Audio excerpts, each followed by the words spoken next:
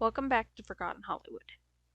Just a quick note, my two oldest kids both have birthdays in October, so I tend to be less active on the channel this month in order to focus on family things. I have also had to deal with recent illness and an injury, so I will be posting the video that would have gone up last week later today.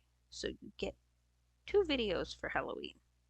Most shows on television do a holiday special at least once during their run, and usually it's for Christmas.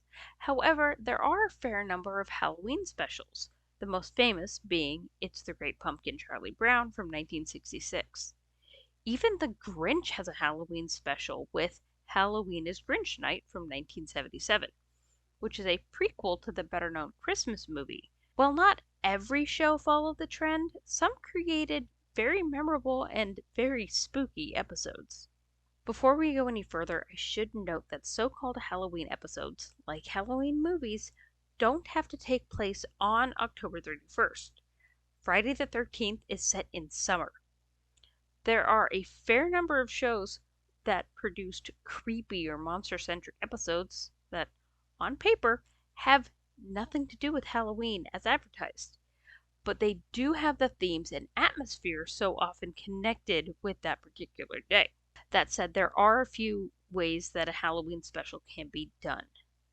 More if you separate those explicitly Halloween with those going more for the Halloween atmosphere. The first way you can go is comical. This is generally the tone taken by sitcoms or family friendly entertainment. In 1967, the monkeys met Frankenstein, more or less, in a season 1 episode titled I Was a Teenage Monster. I have a fondness for this one, as the guest star is none other than Richard Kyle, aka James Bond's Jaws, playing the title character. It's goofy and musical, like all the episodes of the Monkees, and just overall a lot of fun. The word Halloween never comes up, you never see a pumpkin, but it is still along the lines of a classic horror spoof, which are so popular this time of year.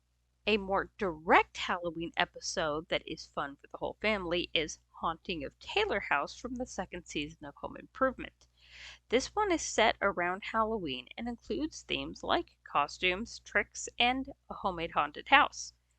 Like other episodes of the show, it also includes some great family moments.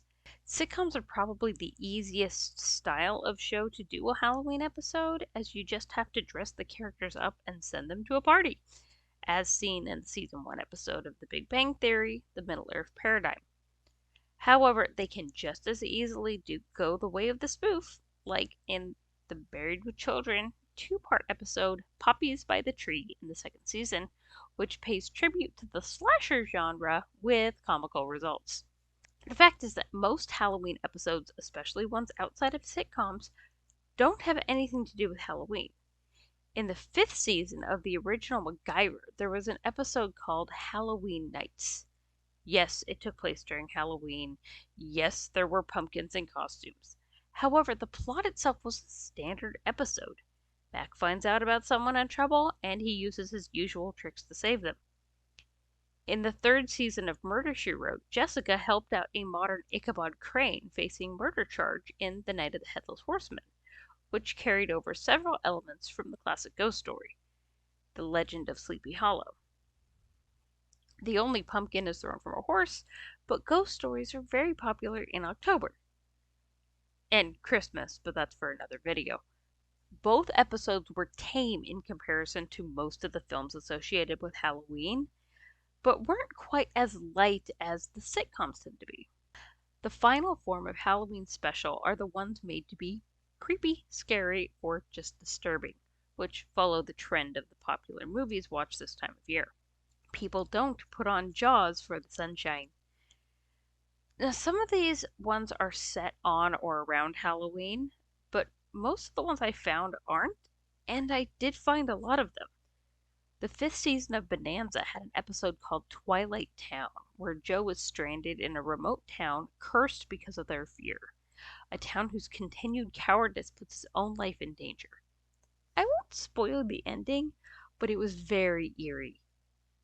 Quantum Leap famously has what fans have dubbed the Halloween episode due to a superstition regarding the actual title of The Boogeyman. It's in the third season and it is set in Halloween. Well, I did watch it once, maybe twice. I don't remember much about it other than the fact I didn't personally enjoy it. However, there is another creepy episode from season 2 that is overshadowed by the official Halloween special.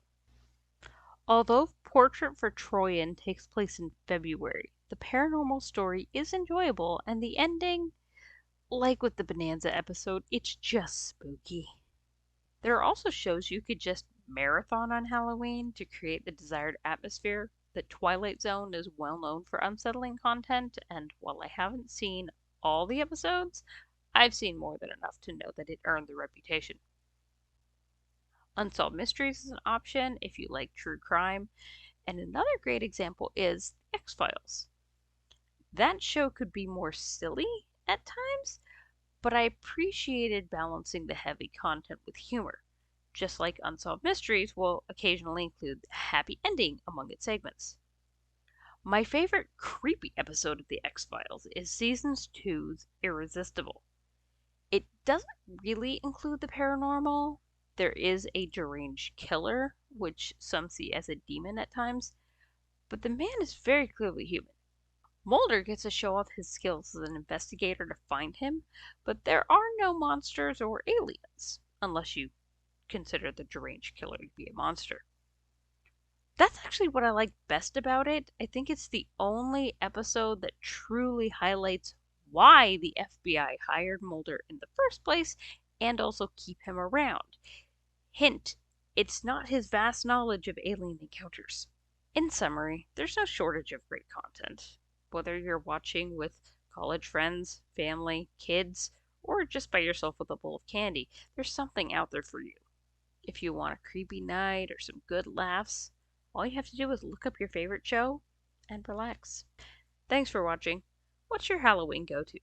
Let me know in the comments, and don't forget to like and subscribe. Click the bell for notifications, and I will catch up with you next time.